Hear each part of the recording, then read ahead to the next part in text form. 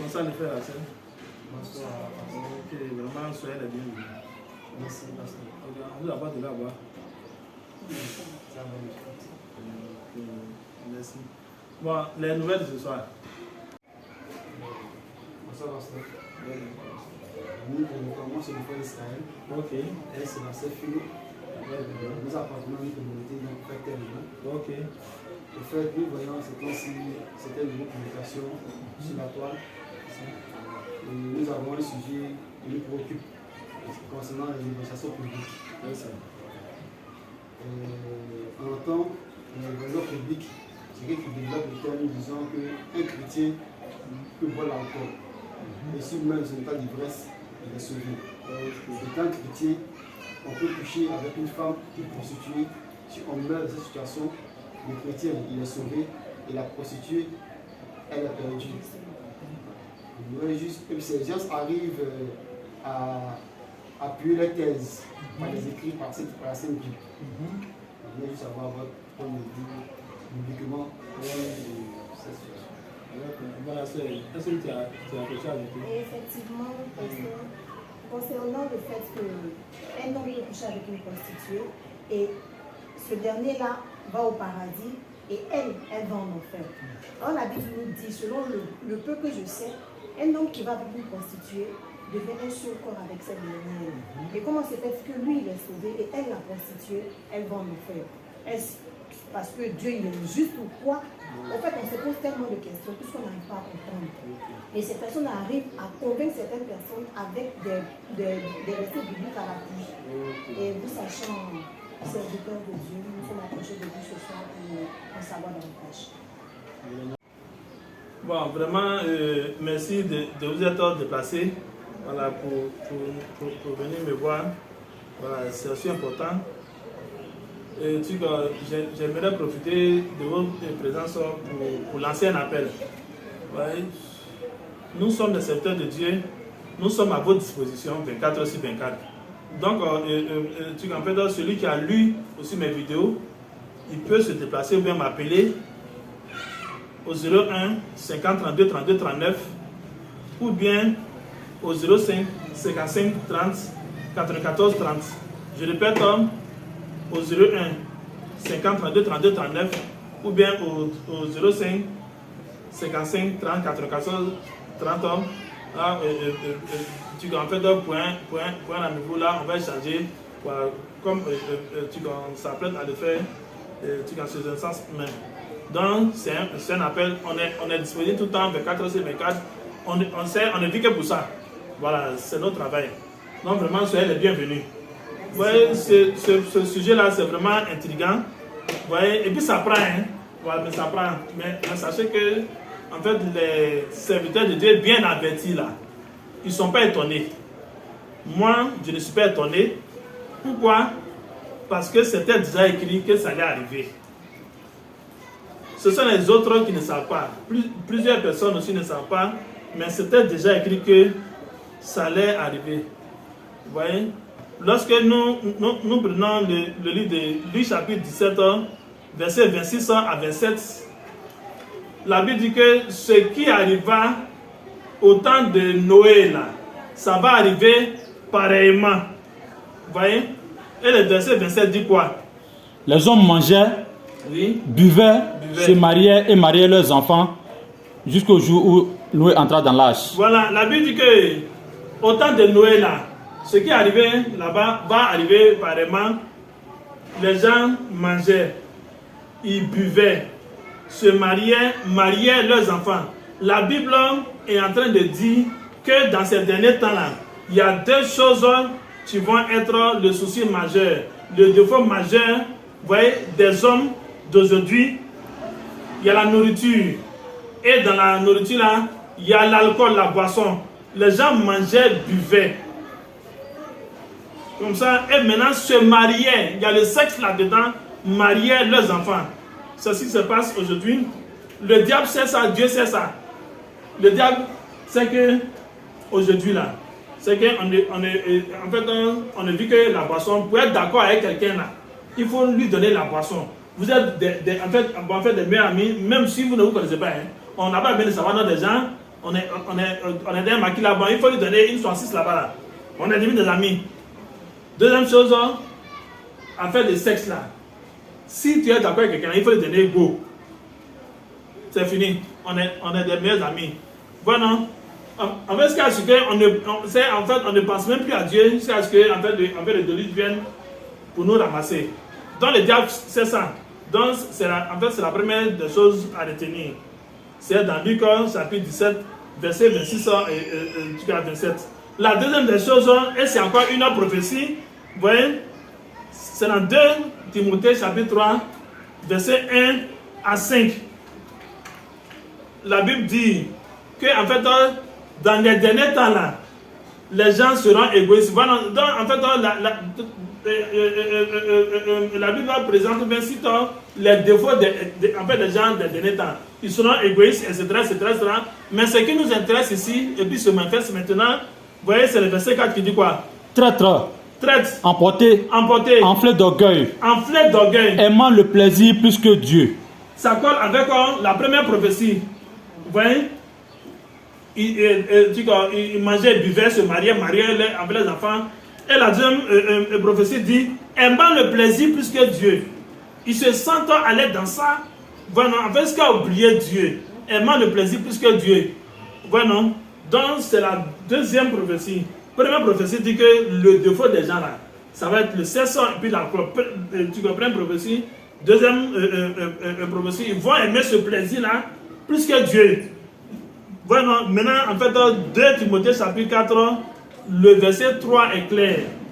Voilà, là maintenant, parlant de ces gens-là, dit quoi? Car il viendra un temps. Voilà, parce que Paul a dit, censure, exhorte, tout ça là, avec toute douceur et en étudiant, car il viendra un temps où les hommes ne supporteront pas la saine doctrine. Afin de Dieu là, ils ne vont pas supporter ça. Mais ayant la démangeaison d'entendre des choses agréables, ils se donneront une foule de docteurs selon leurs propres désirs. Voilà, en fait, ces prédicateurs là, ce n'est pas leur faute. Hein.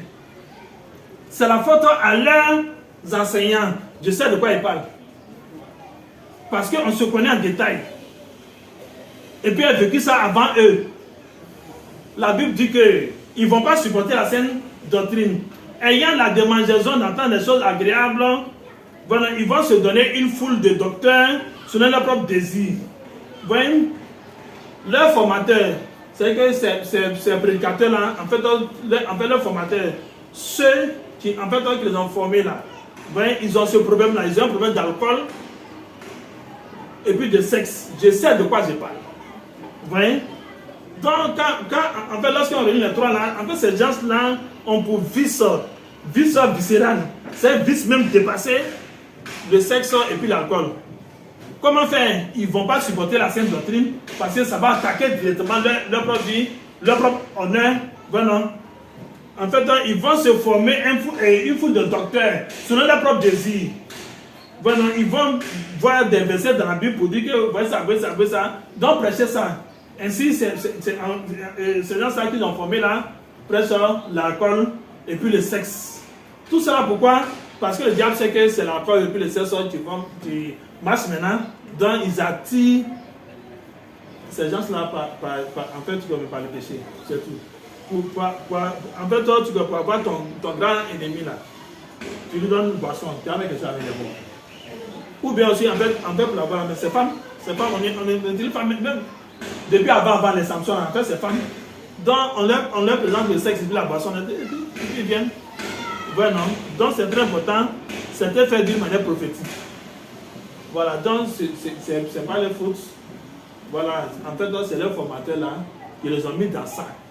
Mais on va faire ressortir la vérité de Dieu, en fait, pour répondre à votre question. Donc ça, en fait, ça c'est ce que je peux vous dire en premier lieu, c'est une prophétie qui après s'accomplit. Voilà. En fait, les 500 poissons là, ça sera versé sur la terre. Et il y a des gens qui vont se saisir de ça pour attirer les gens vers eux. Vous voyez? Ce qui est intéressant, ils arrivent à démontrer ça aussi en fait par la Bible. Voilà, mais en fait c'est normal. C'est parce que en fait, les gens ne savent pas ce que c'est que le mensonge. Surtout le mensonge du diable. Okay. Donc, je disais le mensonge du diable, parce que en fait, je voulais répéter ça pour que les gens s'entendent très bien. En fait le mensonge du diable, là, les gens ne connaissent pas ça. Le diable a toujours dit ce qui est biblique. Très clair. Et puis la Bible a toujours confirmé la parole du diable. Donc, même s'ils ont démontré ça aussi par la Bible, en fait, ne vous étonnez pas. En fait, la Bible a toujours confirmé la parole du diable. Donc, retenez ça. On va prendre deux exemples voilà, en fait, dans la Bible. Vous voyez, en disant Genèse chapitre 3, le verset 4 au verset 7. Voilà. Et puis le verset 22, on va planter le décor. Dieu a dit à Adam, l'arbre là, il ne faut pas manger ça. Il ne faut pas manger son fruit. Le jour où tu en mangeras, tu mourras. Ça c'était clair, il ne faut pas manger. Le jour où tu en mangeras, tu mourras. Le diable est venu là. Il dit non que là, en fait, Dieu a dit ça non. Mais ça va se passer comme ça. De 1, quand tu vas manger là, tes yeux vont s'ouvrir, tu seras comme lui dans la connaissance du bien et du mal. C'est ce que le diable a dit. On peut dire qu'il a menti ou pas, mais voici ce qui va se passer. Vous voyez, au verset 7. Les yeux de l'un et de l'autre s'ouvrirent. Donc la Bible est en train de confirmer ce que le diable a dit.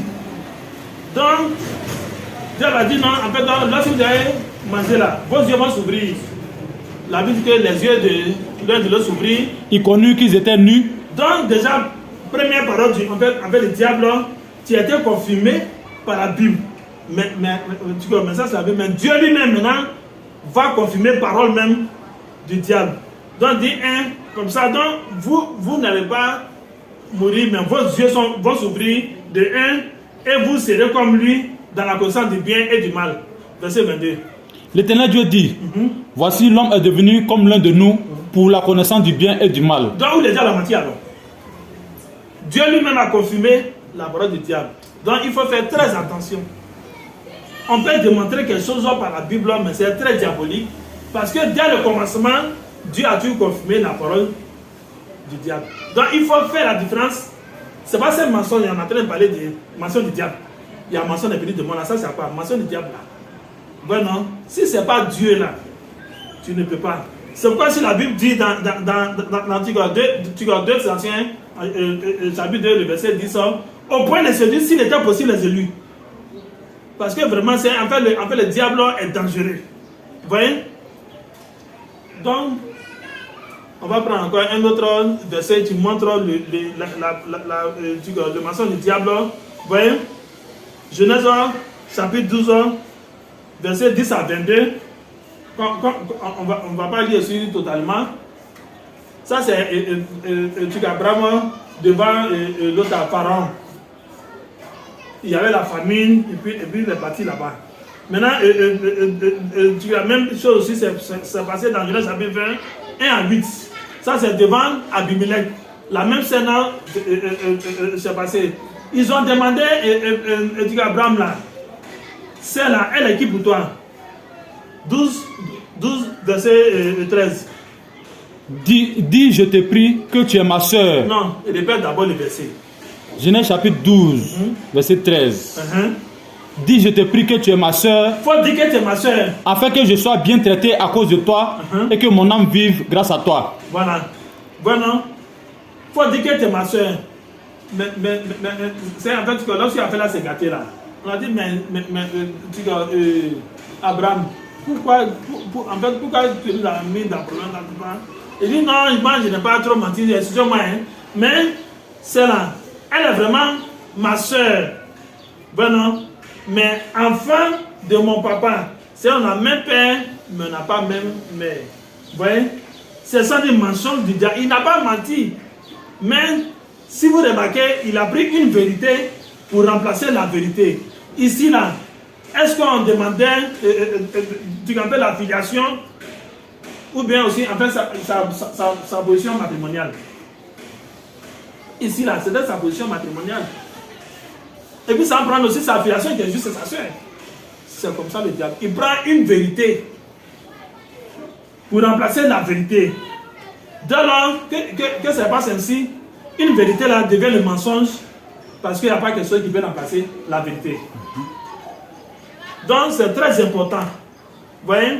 Donc c'est comme ça le mensonge du diable. Donc en fait on va démontrer selon les Saintes Écritures que ce qu'ils sont en train de faire là, c'est le mensonge du diable. Mais retenez une chose, le mensonge du diable là, c'est quoi? Mais quelle est la différence entre le mensonge du diable et puis la vérité? La seule différence, ce sont les temps et les circonstances. En fait, Abraham là partait dans partage de héritage. Là, on dit ça, c'est qui? Il peut dire c'est sa soeur, là, ils vont partager l'héritage. Mais en fait, il peut dire c'est ma femme, là, ils ne vont pas partager l'héritage. En fait, selon les temps et les circonstances, il peut dire quelque chose, c'est un mensonge comme vrai. Mais retenez que la différence entre la vérité et le mensonge là, voilà, ce sont les temps et les circonstances. Pareil, Dieu seul est le maître des temps et les circonstances. Vous voyez? Voilà, donc on va passer de trois choses. Donc, ils ont prêché à faire de l'alcool là, n'est-ce pas? Alcool et puis sexe. Voilà, on va parler à ça. Bueno, comme ils sont diaboliques, ils connaissent les défauts des uns des autres là. Vous voyez? Après les autres églises disent ne buvez pas, ne faites pas ceci, ne commettez pas sur la publicité. Ils ont gagné un certain nombre de personnes qui sont prêts à se sacrifier. Ces gens-là sont prêts à se sacrifier pour avoir des bénédictions, aller au paradis, etc. Donc, ils gagnent, en fait, c'est groupe de personnes là. Maintenant, pour ceux qui ne sont pas prêts à se sacrifier là, c'est tirer dans les prostitutions, dans les trucs comme ça. C'est que la Bible dit qu'aimant le plaisir plus que Dieu. Le diable, voyant ça, il envoie ses serviteurs vous avez cité là, pour leur dire, même si tu bois là, c'est pas grave. Même si tu vas chez les prostituées matin, midi, soir, c'est pas grave. En fait, même, tu peux, éducativement du thème, tu peux, mougoupan, c'est pas grave, goûter, voir, c'est pas grave. Voilà, mais il faut accepter ce que nous on dit là, et puis tu es sauvé. Vous voyez, ça là, c'est pas bon. En fait, on appelle ça en fait, de l'escroquerie morale et puis spirituelle. Ces gens-là sont faibles d'esprit. Vous connaissez aussi leurs défauts et vous attrapez ça pour les attirer. Mais en fait, ils sont à l'aise. À l'aise vraiment, pour la première fois, on a vu une église où on peut chercher femmes en ordre et en désordre. On peut boire le koutoukou, le païro, et puis Dieu ne nous condamne pas. C'est ça qu'on appelle le piège du diable. Vous voyez? Mais non. Donc, c'est pour dire qu'en fait, pour avoir quelqu'un, et puis ça c'est le travail du diable. Même tu as femme, en fait, pour l'avoir, il faut lui dire ce qu'il a envie d'attendre. C'est tout. Donc, ils disent aux gens ce qu'ils ont envie d'entendre là. Et puis, c'est gentil. Sinon, ce n'est pas la parole de Dieu. Bien démontré. Il s'appuie sur 2 ou 3 exemples. On va subsérer. On va détailler en fait ces exemples-là. D'abord, ils prennent le cas de Noé. C'est ce qui est grave là. On dit non, Noé, après le déluge, il a bu jusqu'à cela, mais le propre truc. Il était d'ail. Donc, on peut boire. Vous voyez, en fait, comment c'est diabolique. Noé est un prophète. Et puis, il a bu, il était ivre. Est-ce que aussi Noé a dit, faites comme moi? Il n'a jamais dit ça. Vous voyez, là, non, mais Dieu n'a pas aussi condamné. Voilà, mais voilà, c'est en fait, tellement ils sont pervers, ivrognes et puis diaboliques là. Ça, en fait, c'est pour Noé, ils prennent. Maintenant, et le cas de Jean-Baptiste. La Bible dit que Jean-Baptiste ne buvait pas alcool. On comprend ça. En fait, ça sort aussi, en fait, pour dire qu'on ne boit pas alcool. Donc, en fait, ils prennent en fait, de mauvais exemples en fait, pour présenter ça au païen pour qu'ils tombent dans les pièges. Noé a bu, ça c'est vrai, mais aussi la Bible dit que Jean-Baptiste, qui était le plus grand prophète, le plus grand homme de tous les temps, c'est que tous ceux qui sont sortis d'une femme là, la Bible dit que en fait, Jean-Baptiste est le plus grand. Donc, en fait, quand on est en train de donner un conseil à tes enfants, là, il faut prendre un bon exemple. Il peut prendre l'exemple de Noé là, et de Jean-Baptiste là. Ils n'ont pas pris ça. Pourquoi? Parce qu'ils sont diaboliques. Ils prennent un peu de mauvais exemple là. Surtout que dans Galates chapitre 5, verset 21, ouais, non, dans la Bible a condamné l'ivrognerie. Noé était prophète, il a été ivrogne, il a commis ce qu'on appelle l'ivrognerie. Dieu a condamné ça. Bon, il prend ce que Dieu a condamné là pour en faire un bel exemple. Pour dire, on peut faire ça. Mais c'est grave, c'est ce qu'il y a. Sinon, en fait, l'ivrognerie est condamnée par la Bible. Et puis la Bible dit que tous ceux qui commettent de telles choses-là n'hériteront pas sur le royaume. Voilà. Galates chapitre 5, verset 21, mais clair. Donc, ils peuvent aussi, tu continues ça. Deuxième exemple, ils prennent un peu le cas de Jésus a changé l'eau en vin. Bon, Jésus a changé l'eau en vin. On se pose encore la question. Qui a fait ça là? Est-ce qu'il a fait ça à l'église? En ce temps-là, il n'est pas de chrétien. Il était dans un coin. C'est-à-dire qu'un truc de mariage, c'est plus la chaîne l'eau en vin. Il n'est pas de chrétien là-bas. Et puis il n'avait pas de christianisme là-bas. Mais encore ce qu'il y a, est-ce qu'il a dit, faites ceci en mémoire de moi? Jamais. Ou bien buvez ceci en mémoire de moi? Jamais. Vous voyez? Et puis aussi, en fait, tu as intéressant en fait qu'il soit Noé, ou bien Jésus là, il n'était pas à l'évaluation. En fait, la Bible c'est pour lui seul. En fait, Jésus a acheté l'eau en vin, en fait c'est pour lui seul. Ouais, mais d'abord, ça n'a pas fait l'objet d'une évaluation. Qui leur montre un seul passage biblique où ils étaient en train d'évangéliser et puis ils ont pressé la corde. Ou bien avec l'impudicité. Qui leur montre ça? Il n'y a pas. Voilà, mais en fait, ils utilisent eux-mêmes leur propre constat pour en faire un principe biblique. Non. Vous avez constaté quelque chose, en fait, ça reste un constat, ne transformez pas ça en principe biblique, ou bien en sujet de révélation. Boisson là, il n'y a pas ça dans l'Antique Évangile. En fait, de cette là, il n'y a pas ça aussi dans l'Évangile. Ce qui est grave même aussi qui la condamne, on va prendre ça, et puis c'est ça, mais on va lire. Timothée chapitre 5, le verset 23. 1 Timothée chapitre 5 verset 23. Ne continue pas à ne boire que de l'eau. Ils prennent ça encore pour placer ça à l'évasion. Or d'abord ici, ils étaient en train de parler à un chrétien, de ce quoi, un prédicateur. Paul dit que à Timothée là, il ne faut pas continuer à boire que de l'eau seulement. C'est-à-dire que Timothée buvait que de l'eau, était un prédicateur. Mais fais usage d'un peu de vin à cause de ton estomac et de tes fréquentes indispositions. Bon non. Matin, midi, soir, il chante que en fait, nous là, nous sommes les imitateurs des apôtres. On est des imitateurs des apôtres. On est édifiés sur le fondement des apôtres et des prophètes. Soyez nos imitateurs comme les saints de Christ. Ils connaissent Paul. Premier imitateur de Paul à Timothée. Mais on peut prendre aussi son exemple. La Bible a dit qu'il ne faut pas qu'il ne qu'à boire de l'eau seulement. C'est qu'il buvait l'eau seulement. Mais quand ton ventre te fait mal, il faut boire un peu de vin. Un peu. Voilà, en fait, c'est ce que Blanc appelle à titre thérapeutique. Maintenant, on demande, et puis c'est quand même grave. Vous allez voir. Ceux qui s'en vont dans les repas gras là, ils ont dit que c'est leur ventre qui leur fait mal. Souvent, ce Blanc vous dit,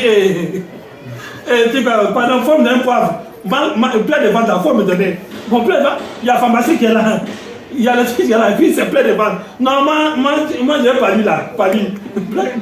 Pas lui. Voilà. Mais en fait, c'est diabolique parce qu'en fait, là, ils se blaguent eux-mêmes qu'ils viennent se soigner. En tant maintenant, pas lui, en fait, te rend d'ailleurs. Vous voyez? Voilà. Maintenant, en fait, une petite parenthèse là-dessus, ce qui est grave. Vous voyez? 1 Timothée, en fait, chapitre 3. Bon, non? Après, en fait, verset 3, en fait, la Bible dit que, en fait, dans l'évêque là, il doit pas être quelqu'un qui a donné au vin. Il doit pas être quelqu'un qui a donné au vin. Voilà, parce qu'en fait, tu en fait l'ivrognerie, on boit un peu de taille.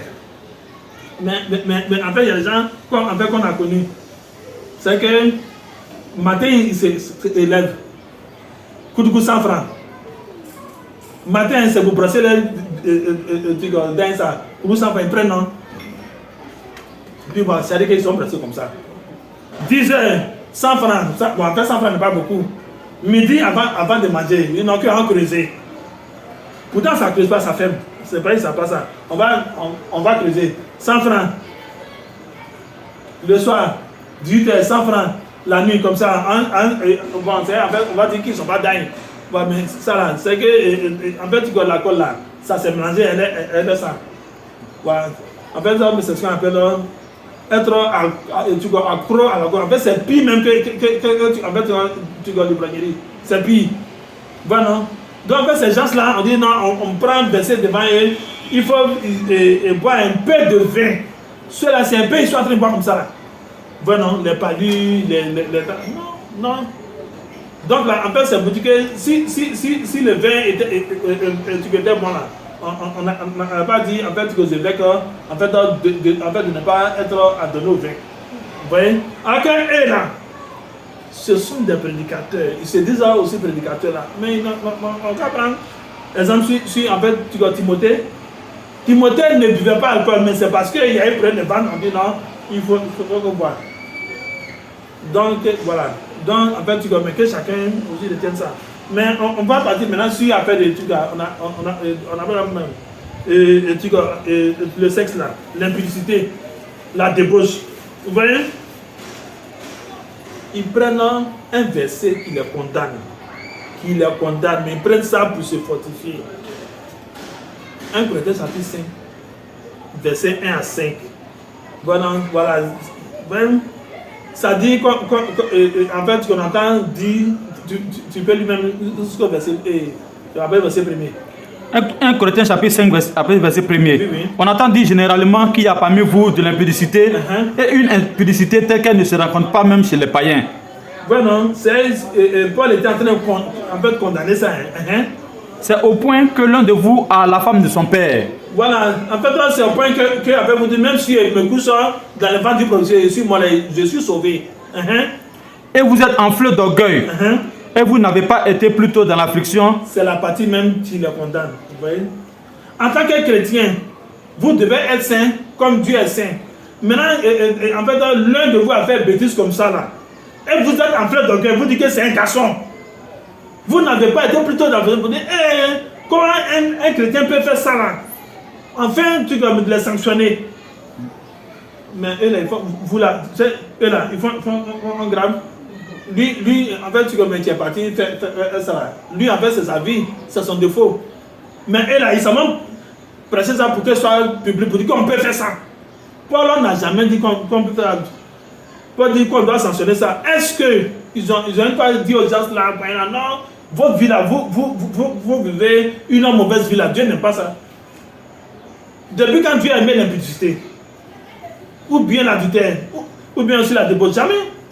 Ivrognerie là, Dieu n'a jamais aimé ça. Tellement même aussi, en fait, Dieu n'aime pas ça là. En fait, pendant le temps de la prédication là, tu ne dois pas boire. Voilà. Mais Dieu prend ça pour ce côté. Voilà, si un maître accuse une prostituée, c'est sauvé. Paul a dit qu'on doit condamner cette personne. Et puis encore, on revient sur le même sujet. Est-ce que Paul était en train d'évangéliser les chrétiens là? Ils étaient des chrétiens. Ils prennent un verset qui est dédié aux chrétiens là, puis prennent ça pour partir faire une nation là. C'est ça qu'on appelle les temps et les circonstances. Mention du diable là. Ce qui est en fait pour pas lui. Quelqu'un n'a pas parlé, tu t'en de là. En fait, tu vas le tuer. C'est la sorcière. Voilà. C'est la sorcellerie pure. Tu vas pas continuer. Voilà. Donc là, ils prennent ça pour dire non, comme ça. On dit, afin que d'abord, afin que cette personne soit livrée à Satan. S'ils imitent Paul là-haut, est-ce que les gens qui commettent ces choses-là, est-ce qu'ils les livrent à Satan? Alors qu'il a dit, il a donné, il dit, moi, en fait, avec vous, c'est l'assemblée d'un seul esprit là. Qu'une telle personne soit livrée à Satan. C'est ça, ils prennent maintenant pour faire un truc évangile. C'est que Paul a voilà, c'est très mauvais.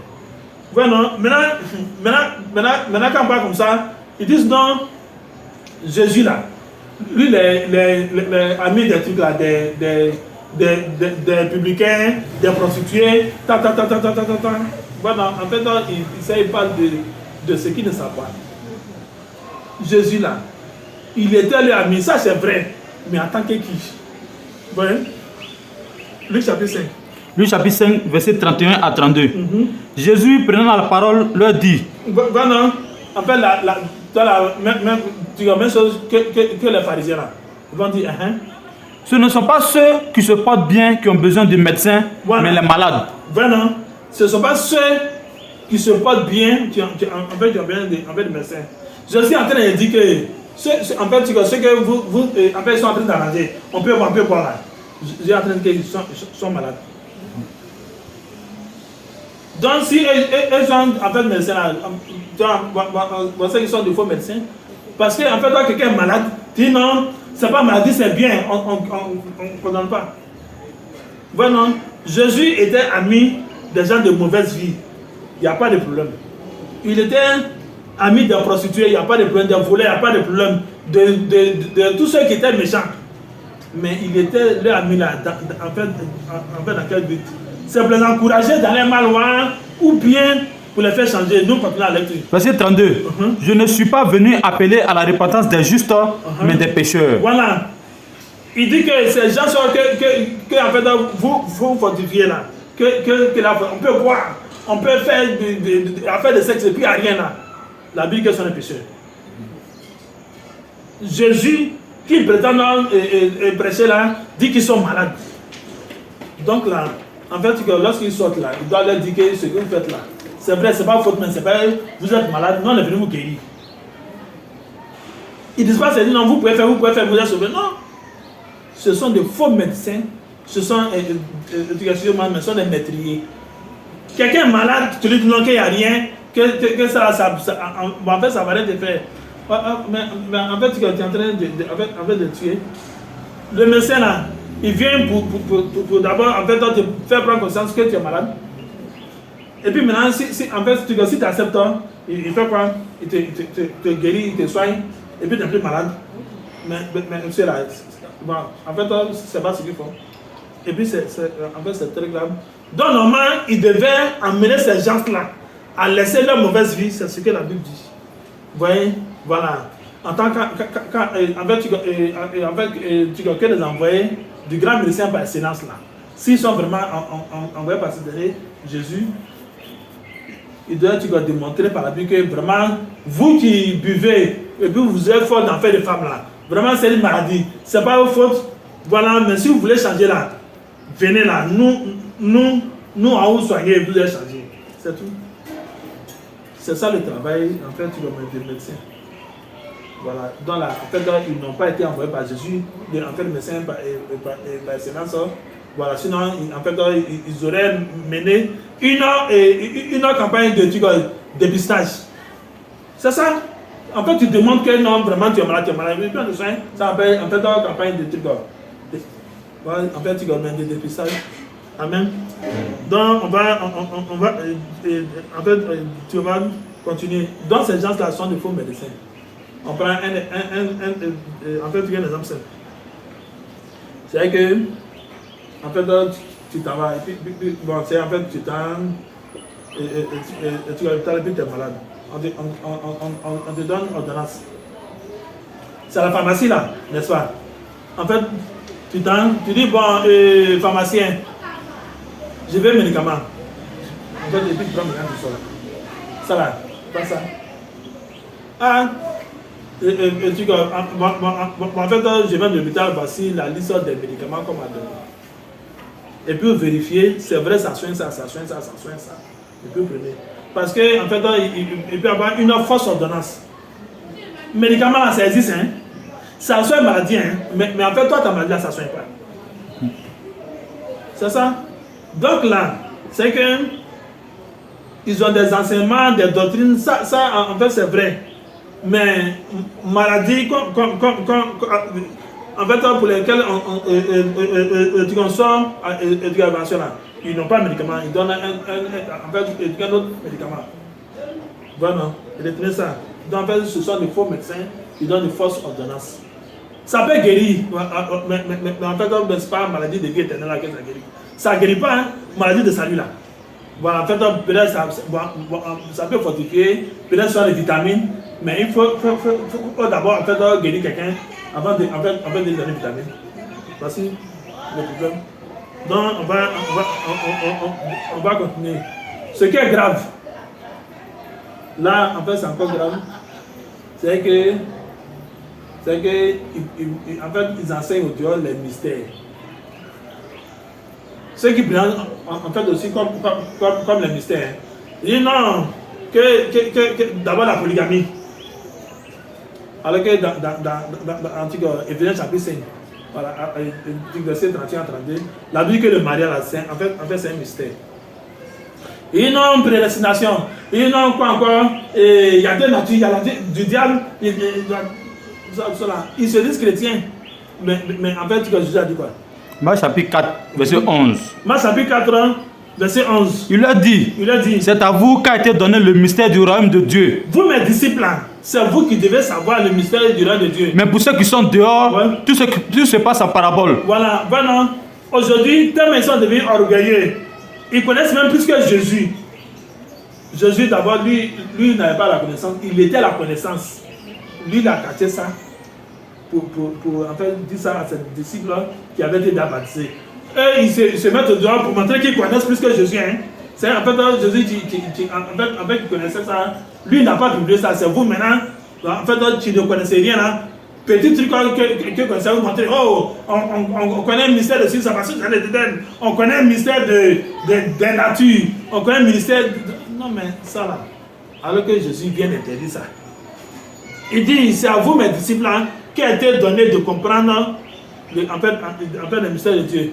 Mais pour ceux qui sont dehors, pourtant, en fait, lorsqu'on va évangéliser là, en fait, c'est Dieu, ces gens, ça ne sont pas baptisés. Il dit, tout se passe en parabole. Donc, tous ceux qui prêchent un mystère Dieu là, en fait, c'est le diable. Pourquoi? Parce que, en fait, c'est le diable, au jardin de Déden, qui a attiré les gens par la connaissance, au lieu de les attirer par la vie. Parce que l'arbre qu'ils ont mangé là, ce n'est pas l'arbre du péché. La vie, c'est l'arbre de la connaissance du bien et du mal. Donc, diable là, il attire l'homme par la connaissance. Dieu attire l'homme par la vie. La différence. Il faut prendre le verset 34. Verset 34. Il ne leur parlait point sans parabole, mais en particulier, il expliquait tout à ses disciples. Bon, est-ce qu'ils sont des imitateurs de Jésus? Pour Jésus là, tous les messieurs là, il expliquait à l'écart à ses disciples. Mais c'est en fait, ils se disent imitateurs de Jésus, et puis ils dénoncent les choses. Tous les mystères qui pensent que c'est... En fait, moi, depuis qu'ils démontrent ça, c'est ça de l'orgueil. Ils sont en train de montrer qu'ils connaissent plus que Jésus. Non? Il y a un dicton, en fait, qui dit que ceux qui connaissent ne parlent pas. Ceux qui parlent ne connaissent pas. Retenez ça. On va continuer. Vous voyez? Là, tu dois en fait condamner les autres églises à coup de baptême, mais ils sont en train de faire coup de baptême aussi. Catéchèse là, bon, peut-être ça en fait ça change maintenant, sinon c'est 3 ans. Peut-être ça change maintenant. Bon, souvent après les coups de baptême c'est 6 mois, 3 mois, des trucs comme ça. Mais eux, d'abord en fait, non seulement ils invitent les gens à l'église. Ils ne t'ont pas baptisé, tu n'es pas baptisé, mais invite à l'église. Donc d'abord, il doit montrer un verset où vous invitez quelqu'un à l'église, ça fait bien. Et puis de deux, maintenant, tu as en fait la possibilité d'asseoir et en fait, on fait participer à la vie de l'église. Fini jusqu'à d'une période indéterminée. Au moins, en fait, c'est les catholiques qui ont dit 3 ans.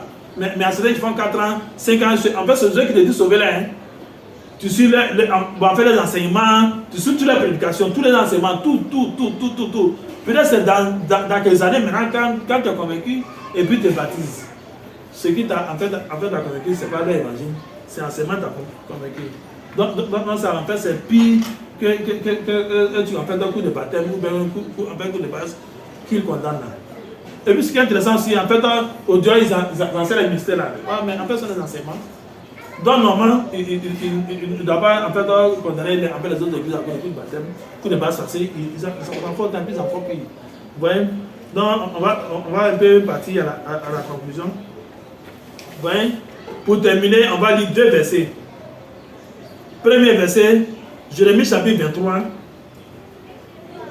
Prenons ça. Jérémie chapitre 23, verset 21 à 22.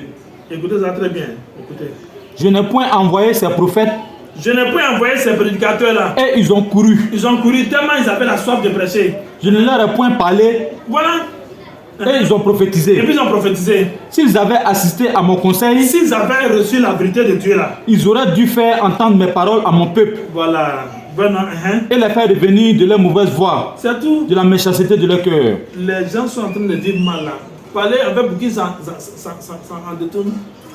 Mais en fait, ils ont prouvé qu'ils ne sont pas les serviteurs de Dieu. Donc, ils encouragent aussi les gens dans ça. Et tu vois, Tite chapitre 2, verset 11 à 12. Tite chapitre 2, verset 11 à 12. Car la grâce de Dieu, source de salut pour tous les hommes, a été manifestée. Maintenant, on va savoir le dire. Qu'est-ce que c'est que la grâce, hein? Elle nous enseigne à renoncer à l'impiété. La grâce là, c'est que celui qui veut prêcher la grâce là, c'est pour amener les gens à renoncer à leur mauvaise vie, à l'impiété. Et au convoitisme mondain. Voilà. Et à vivre dans le siècle présent. Luc chapitre 24, en fait, verset 44, la Bible dit que il a ouvert l'esprit afin qu'ils comprennent les Écritures. Et puis ils ont vu que la repentance et le pardon des péchés seraient présents son nom. On est dans le ministère de Christ là.